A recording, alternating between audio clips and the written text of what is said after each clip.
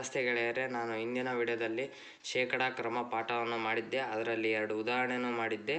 ಆ ವಿಡಿಯೋ ನೋಡಿದರೆ ಇದನ್ನ ಕಂಟಿನ್ಯೂ ಮಾಡಿ, ನೋಡಿಲ್ಲ ಅಂದರೆ ಅದನ್ನ ಒಂದ್ಸಲ ನೋಡ್ಕೊಂಬನ್ನಿ. ಒಂದು ಶಾಲೆಯಲ್ಲಿ 75% ವಿದ್ಯಾರ್ಥಿಗಳು ಬಾಲಕರಿದ್ದಾರೆ.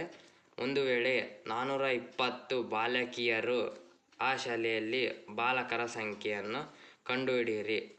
ಈಗ ಬಾಲಕರು 75% ಇದ್ದಾರೆ. ಇಲ್ಲಿ ಒಂದು ಶಾಲೆಯಲ್ಲಿ 75% ಬಾಲಕರಿದ್ದಾರೆ. ಬಾಲಕರು 75%, ಬಾಲಕಿಯರು 420. ಬಾಲಕಿಯರು 420 ಜನ ಇದ್ದಾರೆ.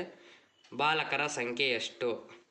ಒಂದು ಶಾಲೆಯಲ್ಲಿರುವ ಬಾಲಕರ ಸಂಖ್ಯೆ ಕಂಡುಹಿಡಿಯಿರಿ ಅಂತ ಕೊಟ್ಟರೆ, ಬಾಲಕರ ಸಂಖ್ಯೆ ನಮಗೆ ಗೊತ್ತಿಲ್ಲ. ಈಗ ಬಾಲಕಿಯರ ಪ್ರತಿಶತ 100 - 75 ಮಾಡಿದರೆ ನಮಗೆ ಬಾಲಕಿಯರ ಪ್ರತಿಶತ ಗೊತ್ತಾಗುತ್ತೆ. ಪ್ರತಿಶತ ಅಂದರೆ 100ರಿಂದ ನಾವು 75% ಬಾಲಕರನ್ನ ಕಳೆದ್ರೆ 25% ಬಾಲಕಿಯರು ಬರ್ತಾರೆ. 25% into x = 420. 25 / 100 into x = 420. x ಈ x ಇಲ್ಲೇ ಇರುತ್ತೆ. ಇದನ್ನ ಏನಾದರೂ ಈ ಕಡೆ ಕರ್ಕೊಂಡು ಹೋದ್ರೆ ನಾವು ಇದು ರಿವರ್ಸ್ ಆಗುತ್ತೆ. 100 ಇರೋದು ಮೇಲೆ ಬರುತ್ತೆ, 25 ಕೆಳಗೆ ಬರುತ್ತೆ. x = 420 into 100/25.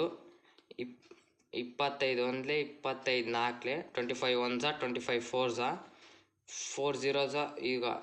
ಈಗ x = 420 ಇಂಟು 4 ಬರುತ್ತೆ.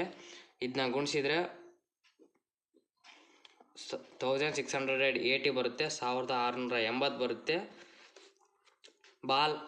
ಶಾಲೆಯಲ್ಲಿರುವ ವಿದ್ಯಾರ್ಥಿಗಳ ಸಂಖ್ಯೆ, ಇದು ಟೋಟಲ್ ವಿದ್ಯಾರ್ಥಿಗಳ ಸಂಖ್ಯೆ ಆಗಿರುತ್ತೆ. ಅದರಲ್ಲಿ ಬಾಲಕರ ಸಂಖ್ಯೆ ಎಷ್ಟಂದರೆ, ಈಗ ಟೋಟಲ್ ವಿದ್ಯಾರ್ಥಿಗಳ ಸಂಖ್ಯೆ ಮೈನಸ್ ಬಾಲಕಿಯರ ಸಂಖ್ಯೆ ಕಳೆದ್ರೆ ನಮಗೆ ಬಾಲಕರ ಸಂಖ್ಯೆ ಬರುತ್ತೆ. ಟೋಟಲ್ಲು 1680.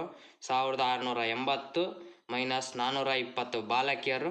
ಇದನ್ನ ಕಳೆದ್ರೆ ಬಾಲಕರ ಸಂಖ್ಯೆ ಬರುತ್ತೆ 1260. ಇದೇ ಥರ ನೆಕ್ಸ್ಟ್ ಮೆಥಡಲ್ಲಿ ನಾನು ಇದಕ್ಕಿಂತ ಈಸಿ ಮೆಥಡಲ್ಲಿ ಹೇಳಿದ್ದೀನಿ. ಅದು ಮೆಥಡ್ ಬೇಕಾದರೆ ನಮ್ಮ ಚಾನಲ್ನ ಸಬ್ಸ್ಕ್ರೈಬ್ ಮಾಡಿ, ಲೈಕ್ ಮಾಡಿ. ಧನ್ಯವಾದಗಳು.